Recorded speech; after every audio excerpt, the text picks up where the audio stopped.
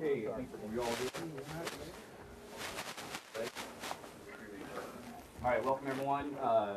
Tonight's topic, Agenda 21 and so-called sustainable development, is so far-reaching and overwhelming, and I'm really shocked that we don't actually talk about this more frequently. So that's the whole purpose of being here tonight. I'm going to bring up Michael Shaw. Michael is he's a licensed attorney. He's a property owner and the president of freedomadvocates.org, and he's going to break this down for us. So, Michael Shaw.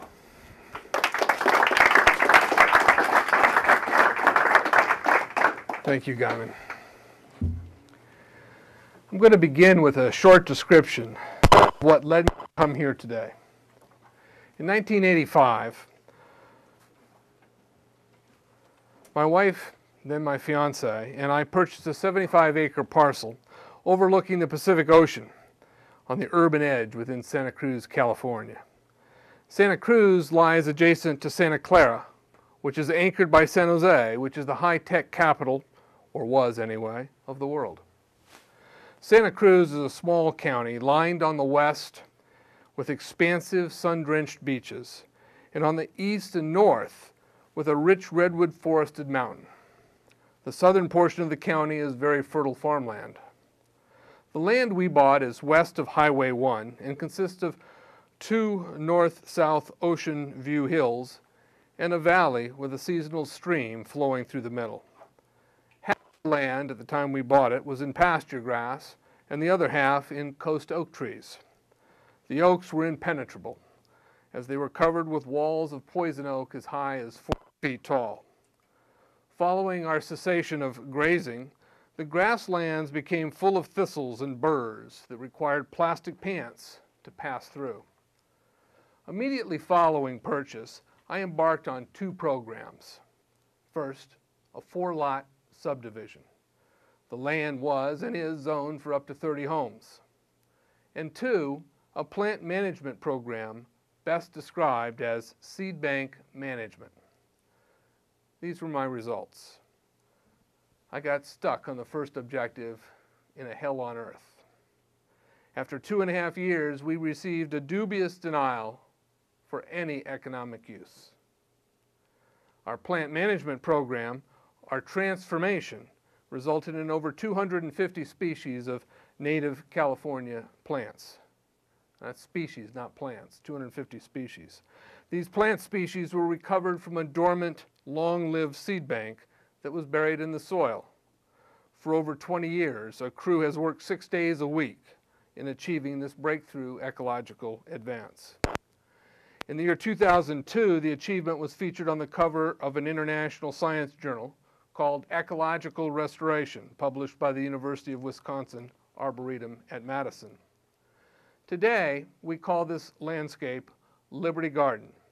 It is unique and wonderful, but we have not been able to establish our residence there. During the 90s, I sat on the Santa Cruz Resource Conservation District Board of Directors. In that capacity, I participated in the local Agenda 21 Council.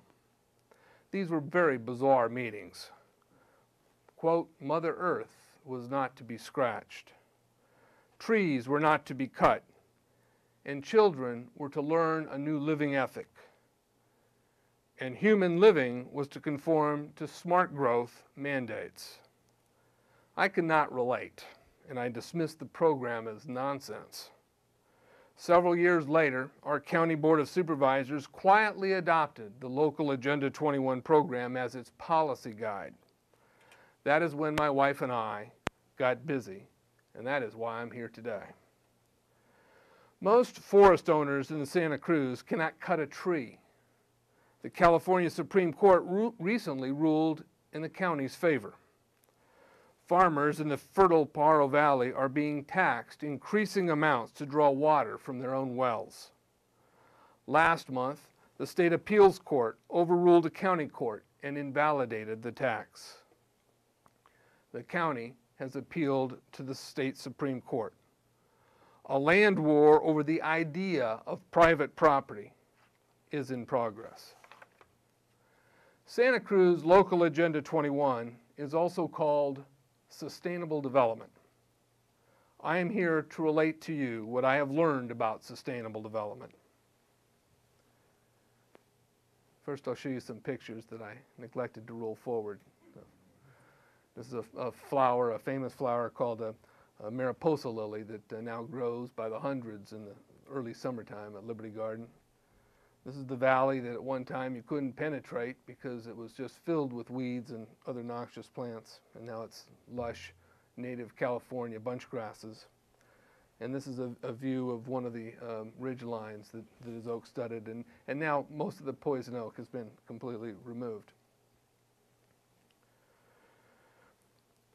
In summary, sustainable development is the reordering of America. Sustainable development is the philosophy designed to bring human beings across the globe under the full control of a narrow human elite. Sustainable developers have designed a global movement coordinated through a global to local action plan to create world government in accordance with certain objectives. These objectives include an end to national sovereignty, the abolition of private property, the restructure of the family unit, and increasing limitations and restrictions on mobility and individual opportunity.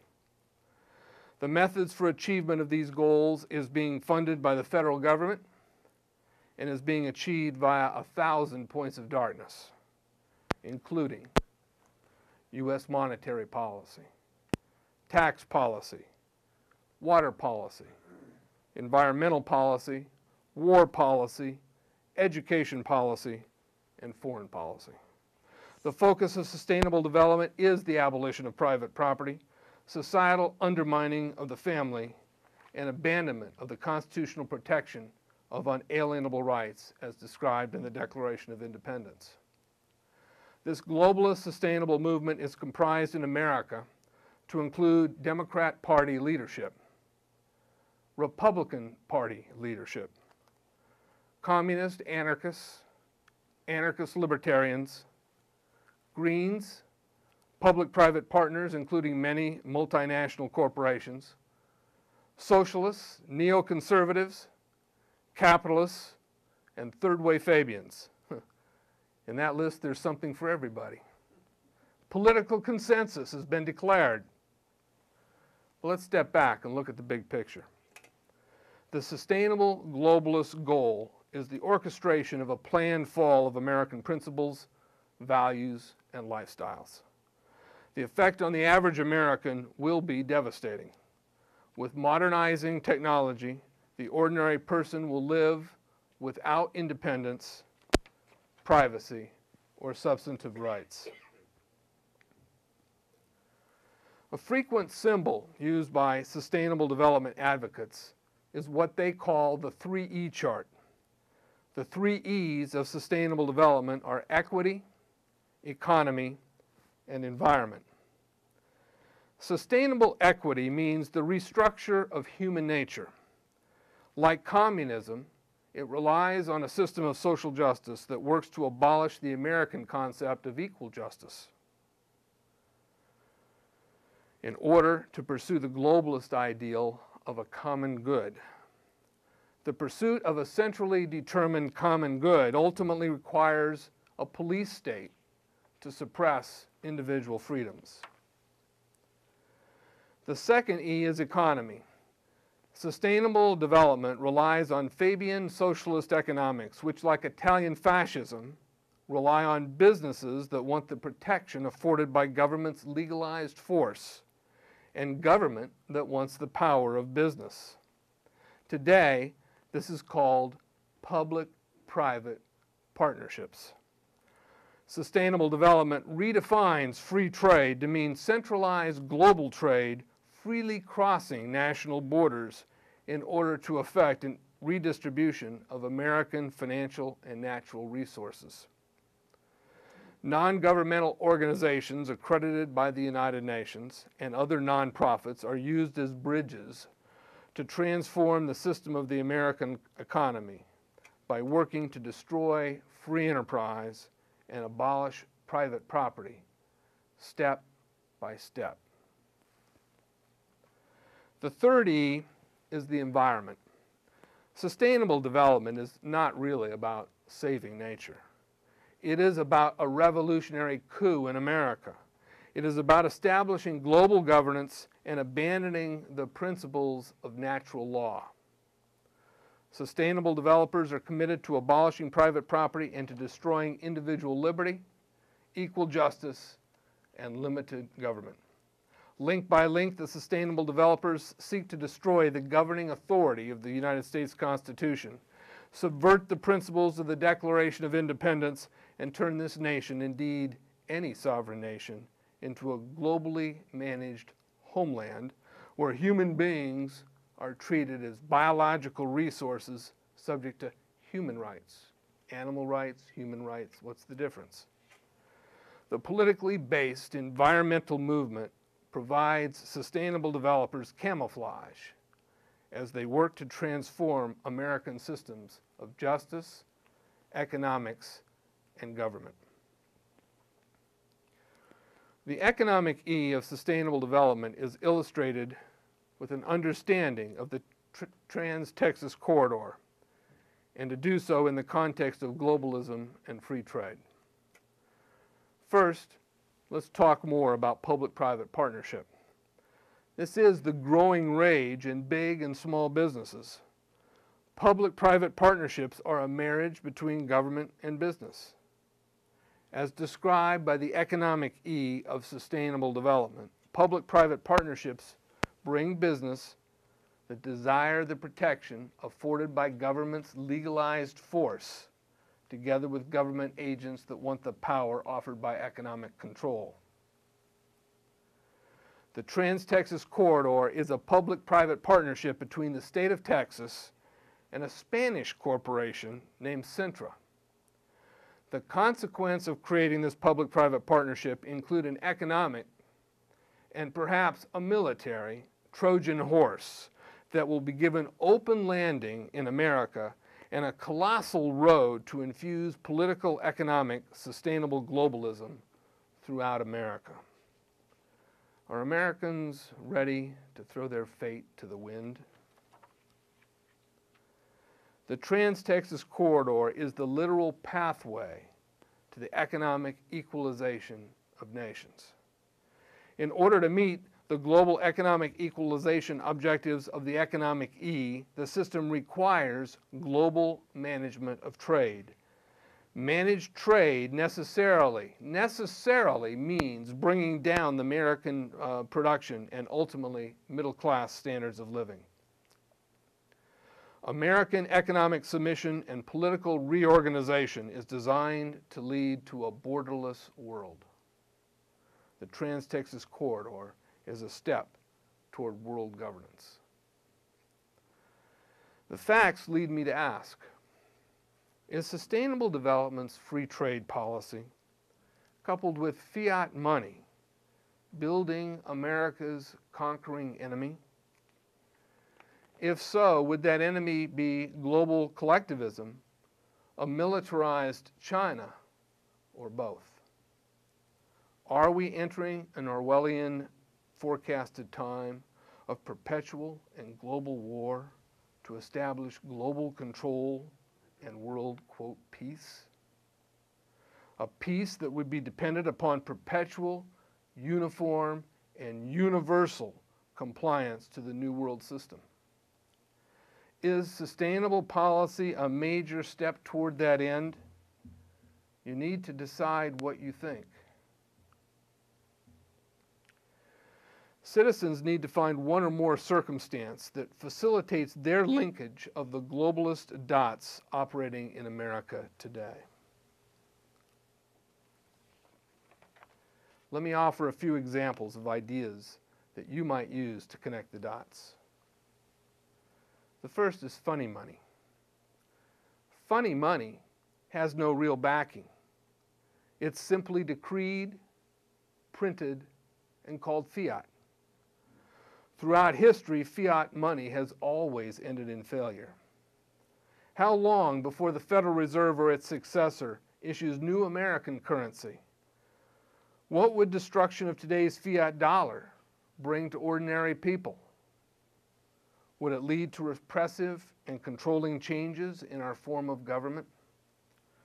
Understanding our monetary system and its use in perpetuating a globalist system of control makes an easy analysis of sustainable development methodology. If you've not seen Aaron Russo's America, Freedom to Fascism, which explains the globalist, non-constitutional money systems that we use today, visit freedomadvocates.org and get your copy. The important thing is to spread that word. Another way to root your understanding is to recognize the effort seeking to abolish private property. Sustainable developers are changing the American system of economics from free enterprise to public-private partnership. Understanding the role of private property in a free society is key to the successful defense of individual liberty. George Washington said it succinctly. Private property and freedom are inseparable. Still another way to understand the big picture is to recognize the advance of so-called communitarian law, which is moving us from equal justice to a system of social justice. In other words, American law is being transformed to meet the equity requirements of sustainable development. Originally, American law sought to protect the individual. The evolving law is governed by communitarian principles that protect the interest of society as determined by a manipulative elite power base and their field agents.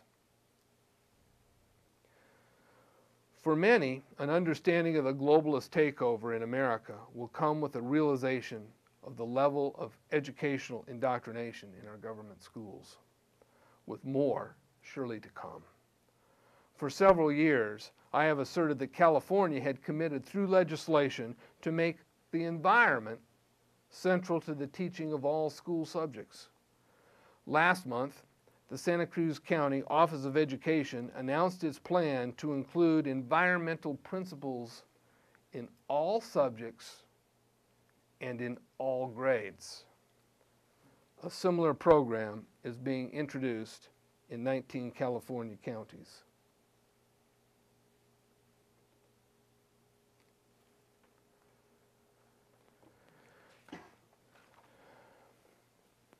As this article from the Santa Cruz Sentinel says, quote, high school seniors will tackle concepts like the way private property influences the use of scarce resources. Maybe it has become important that mom and dad find out just what is happening in our schools. The Federal Department of Education has proclaimed 2006 to 2015 as the decade of sustainable development education. Responsibility for our children's educational growth is in very dangerous hands. Take appropriate action to protect your children and lead others to this understanding.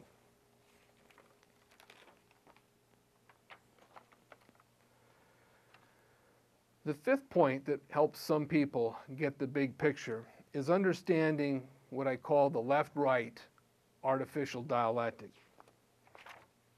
The biggest mistake I think we make is in thinking that the problem is a left-wing or a right-wing problem.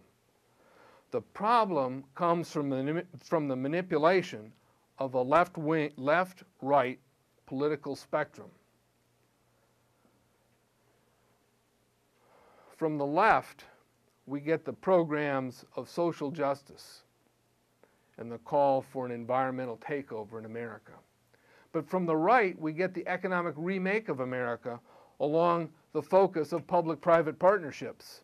And it takes those two features to bring us down to a government-controlled society as reflected by sustainable development policies. It does not matter who is elected president next, Clinton or Giuliani, the programs will continue. That's why the programs move from Bush to Clinton to Bush without interruption.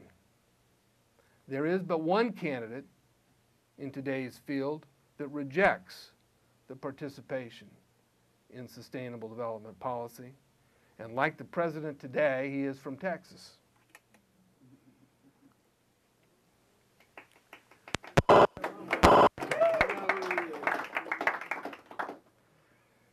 It'd be a big step forward if we elected another Tex into the White House. A real one. Real text. Yeah, Debbie is not a Texan. We don't blame you. The process of sustainable development is the UN's Agenda 21. It's all about creating regional rather than political boundaries. That's what happened in the Soviet Union.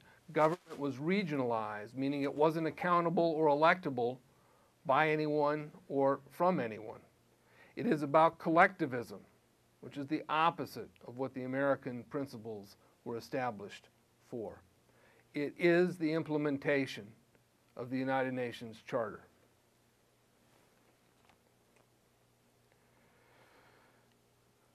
Well, I've laid out a disturbing scenario. How do we grow a basis for optimism? We've got to start, as I think many people in this audience have already done, by recognizing reality. We can't fight what we don't understand, and that's the problem most Americans are having today. Sustainable policies are around us everywhere, from the federal governments, every state government, and today, every county government. If we fight locally without understanding the big picture, we will become overwhelmed with the depth of the alternative programs readied to secure the globalist objective. It is in understanding sustainable development objectives that we can formulate effective responses to establish or protect freedom and genuine peace. Secondly, we've got to organize locally.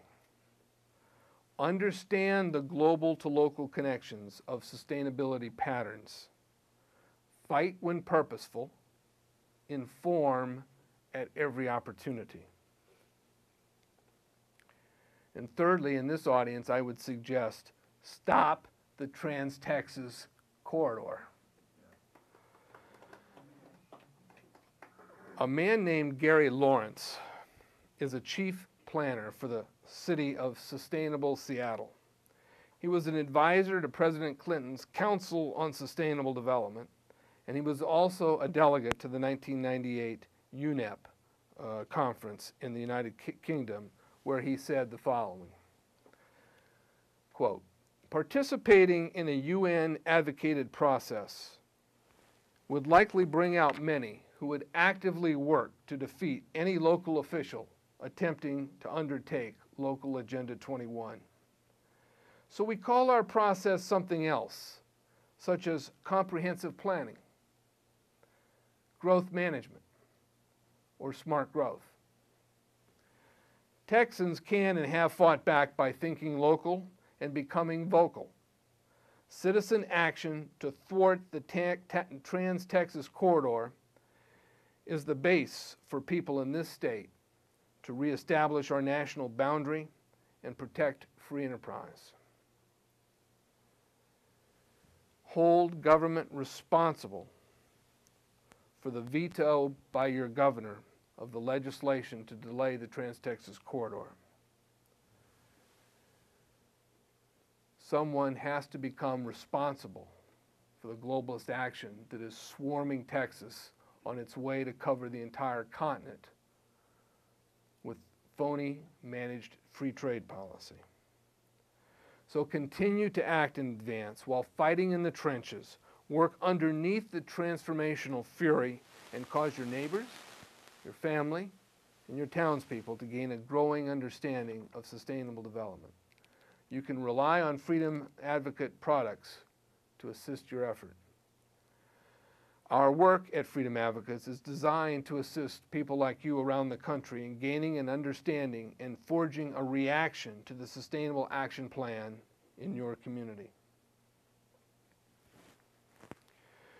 To that end, we offer you a compilation and analysis of sustainable development at our website, freedomadvocates.org.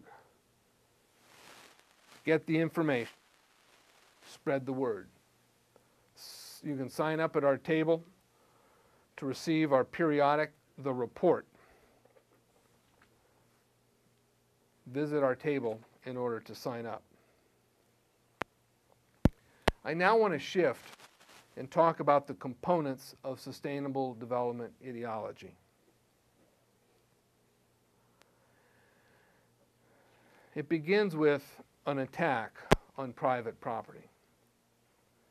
Many people haven't learned or have forgotten what private property is. So let me make a quick analysis.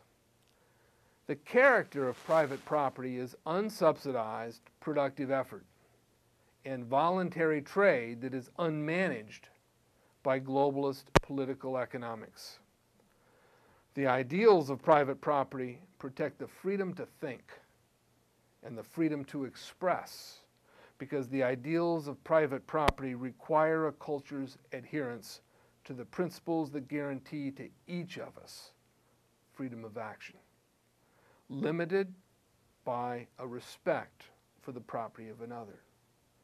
A spontaneous order results from voluntary trade, causing mutual benefit and societal gains.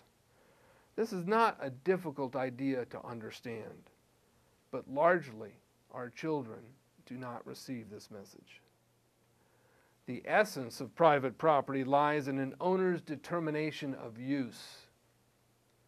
Private property is not a thing. It is the relationship between a person and something. The essence of this relationship is the owner's right to determine the property's use, to be who you are, to own your own self and the product of your energy, and to possess the responsibility and authority for your actions. These are the foundations for your pursuit of happiness. A society with rising happiness promotes genuine peace and prosperity. Such a society pursues the ideals and the institutions of individual liberty and its corollary, private property.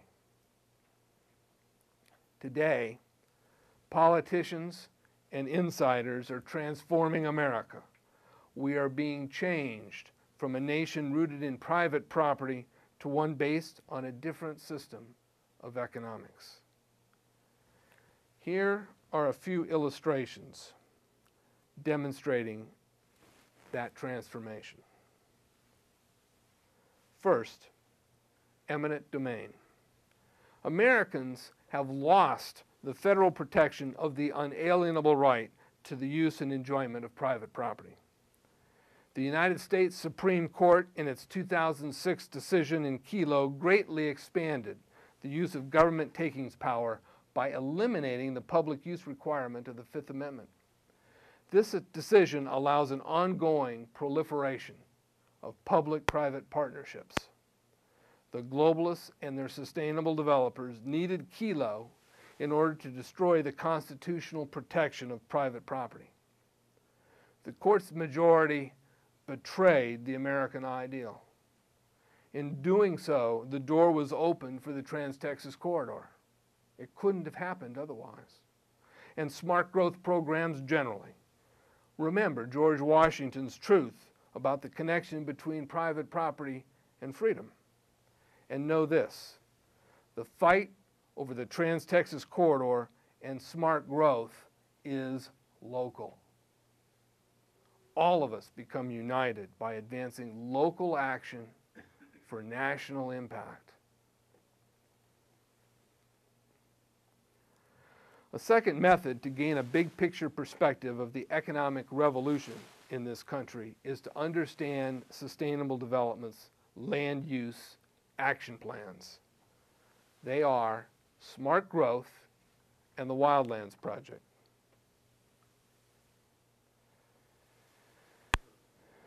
These action plans are the land use element that seeks to implement sustainable development.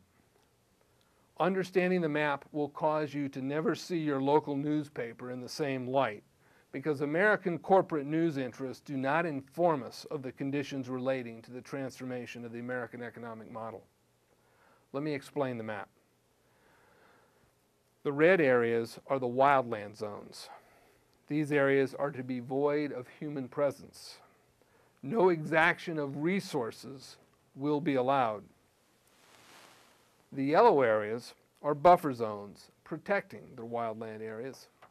Only limited and controlled actions will be allowed there. The black dots are smart growth zones. Smart growth is designed to assure that wildlife can roam freely while ordinary human beings become locked into very narrow living areas.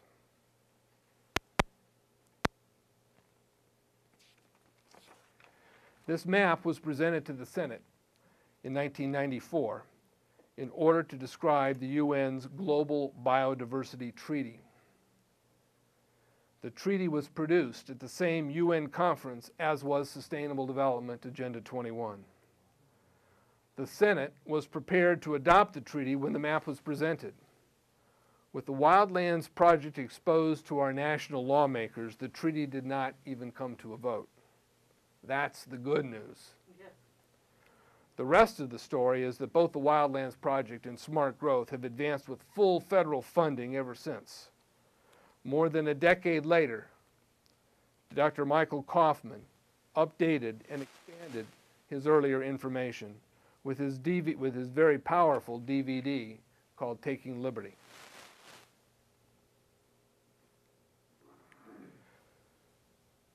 Like Texas, California's flag has a single red star. The Republic of Texas inspired the organization of the California Republic. Texas and California are the two places in the world that created the most perfected private property water law. After all, private property, properly understood, extends to the center of the earth.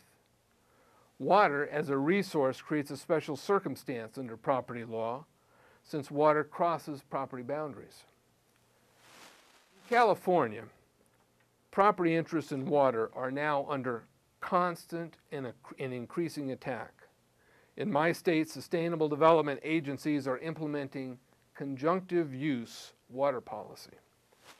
One conjunctive use trick is to transport water between aquifers via surface pipes.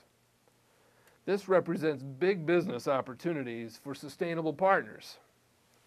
The argument behind conjunctive use is that if one aquifer is fed from a different aquifer, the resulting mixed water is no longer subject to a property right that attaches to the overlying land, and therefore the property right to water is lost. Water becomes fully collectivized under conjunctive use rules. If sustainable developers win this battle, smart growth policy will easily achieve its objective as rural residents relocate to get water. Then we will all live by the fascist, communist, global to local law. Smart growth living is being established for this purpose.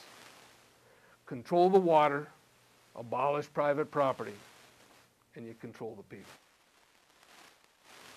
The Sierra Club controls water districts throughout the West. As a non-governmental organization, an NGO, the Sierra Club is accredited by the United Nations for purposes of implementing sustainable development policy. The Sierra Club's primary action plan is to gain control over Western water districts. The purpose is to assure that water rights are lost and that water becomes collectivized. Water and its availability determine where we live, how we live, what we eat, and even if we live. The World Bank water policy calls for limiting use to 10 gallons per day per person and for the construction of continental delivery systems for water. And this is underway. The average American uses 140 gallons a day.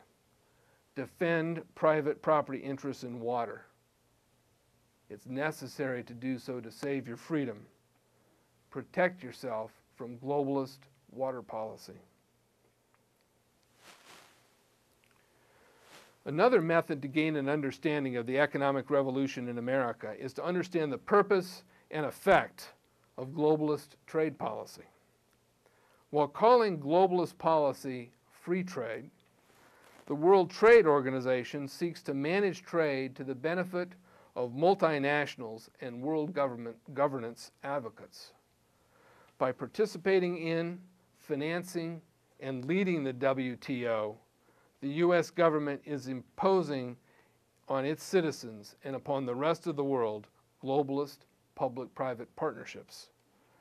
The Texas State Partnership with the Spanish corporation Cintra, created in order to construct and manage the Trans-Texas Corridor Highway that will extend across the continent, typifies this mode of business.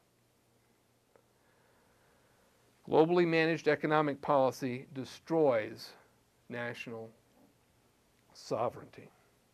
Once globalist free trade is fully secured, only time exists before world governance settles into place with unlimited power over the individual. Consider continental trade policy, which undermined the sovereignty of the European nations prior to the formal loss of their political independence via the creation of the European Union.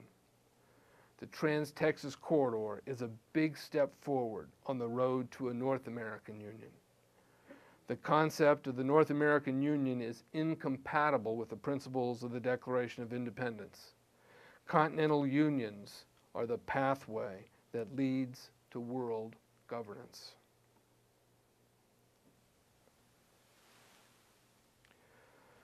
Another method for understanding the transformation of American economics, this is the method that brought me to this understanding in the year 2000, is to really understand public-private partnership.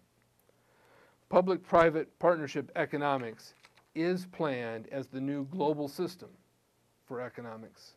It can only rise via the elimination of private property, which is why farmland and ranches in Texas are under increasing attack.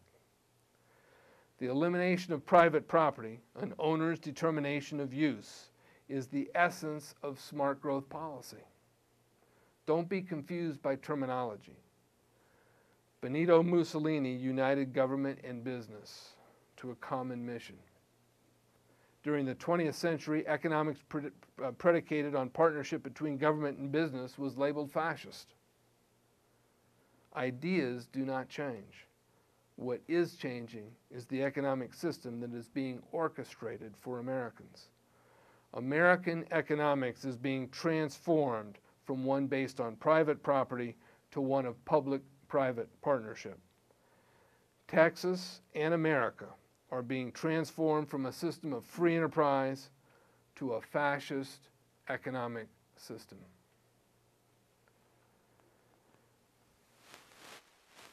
One can also begin seeing the big picture of the economic transformation by examining the global warming swindle, the World Bank, banking cartel objectives, green building standards, perpetual war, the energy debacle, immigration policy, and so on. These are all ingredients to the planned transformation of American systems of justice, economics, and governance. The second major component of sustainable development, aside from the abolition of private property, is the establishment of an educational system designed to indoctrinate the youth for global governance. Our schools today are preparing the next generation for a new world. The No Child Left Behind legislation, made possible by President Bush and Senator Kennedy, give illustration of the artificial consensus that advances the left-right globalist takeover of every child's education. A series of globalist education policies have been adopted by Congress over the last several decades. The most recent, of course, is No Child Left Behind. Note the timing of Bush priorities. An early first-term priority of Bush was the education legislation designed to prepare children to accept their role in the new globalist, politicized society. Remember the description of how all grades and all classes taught in Santa Cruz must advance the teaching of environmental movement priorities? This is a crucially significant example of the psychological manipulation that has become the cause of public and many private educational systems.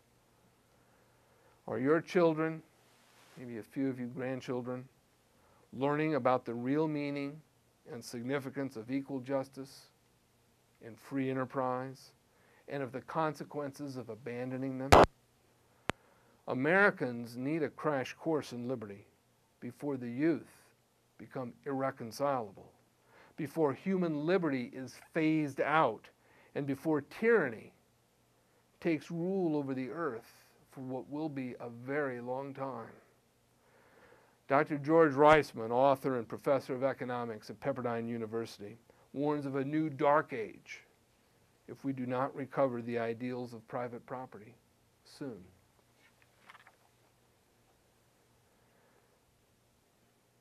Our schools are also preparing students to accept what is called the precautionary principle in order to allow for the transformation to world government under a new governing philosophy. You need to understand what the precautionary principle is. It holds that a person may not take action if that action may cause harm. Cause harm to what? The answer is nebulously defined as the environment. In Santa Cruz, the Federal Department of Interior, working with local officials and business interests, attempted to effect rules that would prohibit many landowners in the county from walking on their property in the wintertime in order to avoid the possibility of stepping on a long-toed salamander during its mating season. That's the federal government bringing the precautionary principle right down to home. Such precautionary principles are designed to shift legal presumptions in both civil and criminal law. Imagine having to prove that when walking on your land, you did not step on a salamander. These changes in the law are designed to destroy private property and subjugate ordinary people to elitist control. The Los Angeles County school system teaches the precautionary principle and its totalitarian-inducing legal presumptions and burdens. Teachers and students around the country are under philosophical siege. Our children and humanity will pay a heavy price if we do not reverse course soon. The third component of sustainable ideology is population control. The sustainable movement is about creating a destruction of your rights. It is about creating crisis, shortage, and a police state. Let's look at the environmental movement. Government has a role in protecting against the pollution of the water, the air, and the property of another. But the environmental movement of today is not what that simple idea is all about. Today, the environmental movement is about the transformation of our system of economics and justice. When the transformation is complete, my generation's legacy will have been cemented. We will have sealed for our posterity their status as biological resources that serve the whims of a ruling elite. And in California, many people think the environmental movement is about saving Lake Tahoe. At its core, sustainable development is about reducing human population. David Foreman was an originator of the Wildlands Project. He's called for a world population of 100,000 people. Jacques Cousteau said that 350,000 people needed to be eliminated every day for 2 decades in order to bring the world's population into balance. Within the United Nations Global Biodiversity Assessment, which was released at the same time as the Sustainable Development Policies were unleashed, the following policies were announced. Quote, population growth has exceeded the capacity of the biosphere. It is estimated that an agricultural world in which most human beings are peasants should be able to support 5 to 7 billion people. In contrast, it goes on to say, a reasonable estimate for an industrialized world society at the present American standard of living would be 1 billion. That's a reduction of 80% of human population.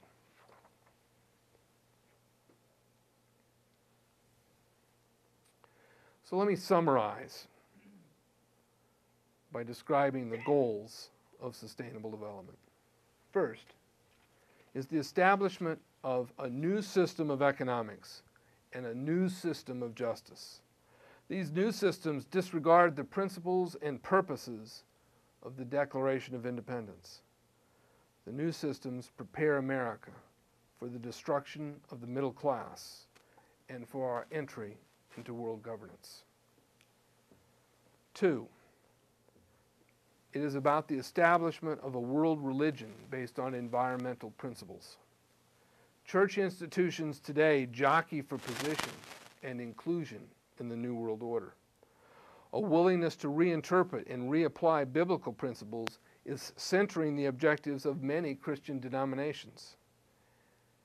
Ecumenicalism for universal spiritualism is the driving force of major religions. The basics of Western spirituality, including the idea that each individual is enabled with unalienable rights and is made in the image and likeness of God, are being reinvented. Wake up the genuine servants of God to the real thrust of globalism before it becomes too late. The people need real spiritual leadership. Third, the new system of economics will not support current population lifestyles and numbers. The new system of justice, so-called equity, will not encourage human life at all. The environmental movement will not allow resource use adequate to meet current population levels. Fourth is the establishment of world government. The think globally, act locally ritual is rooted in Auguste Comte's philosophy of positivism. Implementation is led by Fabian socialists, global banking interests, and international political and economic organizations, including many multinational corporations. For more information on this, I refer you to the classic Freedom 21 Santa Cruz radio series, where you'll find much on this fascinating subject, and you can get several hundred hours of those audios at the freedomadvocates.org website.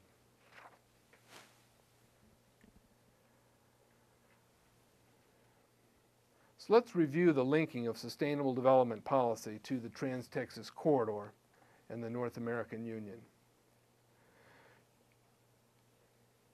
The plan is to use eminent domain to build the highway in order to promote public-private partnerships. The Trans-Texas Corridor would not be possible without the Kelo decision. This decision disfigured the public use requirement of the Fifth Amendment prohibition against government's taking of private property. Texans needed the Fifth Amendment to protect the landowners along the corridor, and Americans need the Fifth Amendment to save us from this Trojan horse. Globalist public-private partnerships have been unleashed on America. Second, using the highway to promote public-private partnership, globalist free trade policy. The political globalist goal is a system of managed trade. It is not freely occurring trade that happens amongst people. Under managed trade policy, multinational business interests combine with tyrannical governments. The result will be to flood America with Trojan horses. Liberty is the target of those horses, the middle class the victim. Control is the motive. The highway is to be used to harm American sovereignty and promote world government. When national governments relinquish its power to control trade policy, as we have, it surrenders itself fully to an outside power. Trade policy instituted the European Union. Now it ushers its way for a North American Union. The North American Union means a harmonization of North American law, a common political and economic philosophy with Mexico and Canada. The result will not be based on the unalienable rights and on a limited government. The replacement philosophy is geared for world government. America is languishing. Finally, we need to understand the threat that's before us. Defend liberty by taking action and spreading the word. Sustainable development and smart growth is global collectivism. It is the abolishment of private property and the end of the American era of equal justice. It has made substantial advance within all levels of American government and business. Sustainable development includes a tenet to drastically reduce human population. It operates to create a global to local connection. It creates political regions in order to eliminate political boundaries. Sustainable developers and their predecessors cloud the sky while operating in the shadows. They design and operate a plan that will subjugate humanity to a new order. This evolving political economic movement has moved like a turtle for over a century. Their leaders have long promised that the turtle will become a hare as the change takes place. Is now that time? And what does one do when human liberty is under such grand threat? Inform yourself and others. Cause freedom to become cemented through the ideals of private property. When the issues are understood, each person will find their own way to contribute to the saving of America for the benefit of this and future generations. Our common challenge is in spreading the word of the American predicament because solutions exist. The redcoats are coming.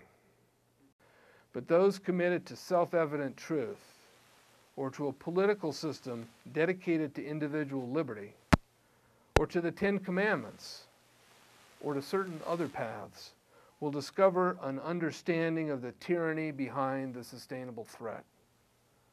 We can rise to meet mankind's greatest challenge ever and defeat sustainable development.